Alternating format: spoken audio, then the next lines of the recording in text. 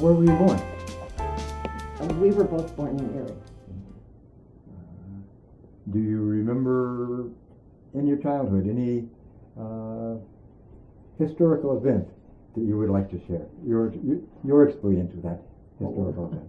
Well, I was all kinds of historical events, but we grew up during the Second World War, the two of us, so we were around for that. What are your memories of that? Well, it was, in a sense, it was a wonderful time because the people in the United States were so together. Everybody was for everybody. There wasn't a division as there seems to be now. It was a very tight, everybody just did what they could for each other. We were for our country. That was a very important thing. How about you, Carl? Well, about the same. And he was in the Marines at the end of World War II. That's how he got his education, through the GI Bill, which was very important. They made the offer, the GI Bill, and I talked to a bunch of guys in 11th grade, and we all, 6 of us joined. Oh, wow. At one time. They were all educated. No, they all got educated. All very important people. One was an engineer. Wonderful thing. Became a doctor. So you joined up right after you finished high school? No, I didn't finish high school. Just starting my 11th grade. Because I was sick when I was younger. Well, they got a couple of years. They all got their education afterwards and went to college. So I mean, you got paid during it. Yeah. While you're going because it was school. The cutoff was there. And where did you go to school? I went to Albright Art School, which is right next to the Albright University of Buffalo now museum, and it's connected to the University of Buffalo. And you, Wilda? We went the same place. You went together. You knew each other. A scholarship. That's how long we've been together. She won an art scholarship. And when did you meet each other? Well, it was really church. Yeah. We sang in the choir. We always did lots of Lutheran singing. church, sang in the choir. Yep. Together. Is the Lutheran church that you went to still? Is the building still here? No, the building, but not the church. Yeah, no, it's the building's there, but the church building's not there anymore. No. Can you talk a little bit about what sort of training you got at Albright? Oh, fabulous. Yeah. I was a commercial artist, and you were an illustrator. I was in commercial. It wasn't commercial art and illustration, but my major was illustration. But it was we took commercial, courses and painting courses and. When I got out of school, I worked as an illustrator, and he always worked as a commercial artist. And today, there aren't any commercial artists. 40, 50 years. Yeah. Carl, he eventually became the art director. At what point in your life, how old were you when you decided to be artists? As long as I can remember. I don't know about Carl. Can you remember any incident that made you? I always could draw, and I could always paint, and I always did it. Is there somebody in your life that told you that you could do that? Nobody encouraged you. Just in those days, if you got your work done in grade school, they would let you draw or paint. So I got all my work done and got to draw and paint, which was wonderful. And the reason I became an illustrator or an artist is because she went to art school, and I was going to be an engineer. But that's why I could always paint like crazy and photograph and stuff like that. I loved to do it. So it's easy. Whose work were you influenced by? Well, I studied with Joe Plofkin, so I suppose I was somewhat influenced by Joe Plofkin. But I don't think there was one particular artist. I really don't. Same with me. But I did a lot of artists. Joe Plofkin. Carl, do you consider your work akin to op art? Some it is, yes. That's his. Yeah, like this. And actually, Anaskia was a very good friend of mine, and I did some work for him too. Was there a She's conscious? a better friend of Yeah, I went to Wilda. high school with Went to high school. Virginia Eskewitz. Yeah, Eskewitz. I used to.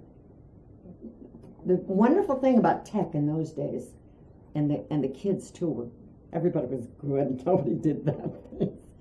That they used to let you out of She was a school major. in the afternoon, go down to the dock, and paint, and come back, and everybody did. Everybody was on time. Nobody got into trouble.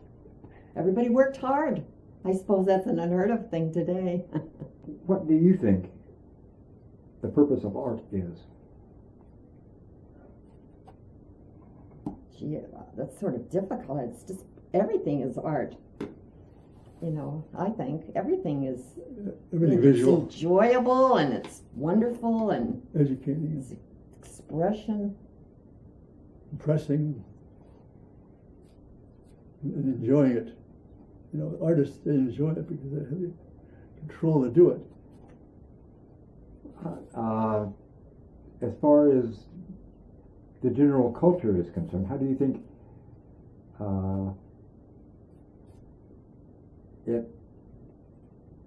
why do you think it's important in a culture? Oh, that's difficult. I mean, it's everything. Art is everything. And Well, it reflects, you know, the art usually reflects the culture. To that's some true degree. too. Yeah. You know, they copy some of the images they use are attached to aging, you know, the age. You said you were an art director. Can you talk a little bit about that? I was an art director at it was the Erie Ceramic Arts most of the time, and it was screen printing, and it was, you know, engineering got back into me with the art.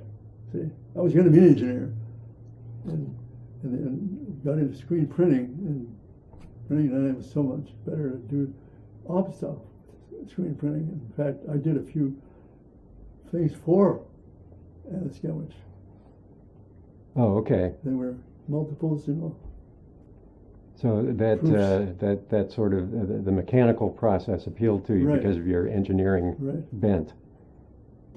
The company did commercial art, Commercial art, right. but Bob Schaubacher headed the company at the time, and he understood that Carl was a real artist, so he allowed him to pursue his own individual art and use the big porcelain enamel. ovens. So that was a very good thing because he got to do his own art, and in turn, it helped the company because all the commercial art was better because he was a good artist to begin with. And we did, you know,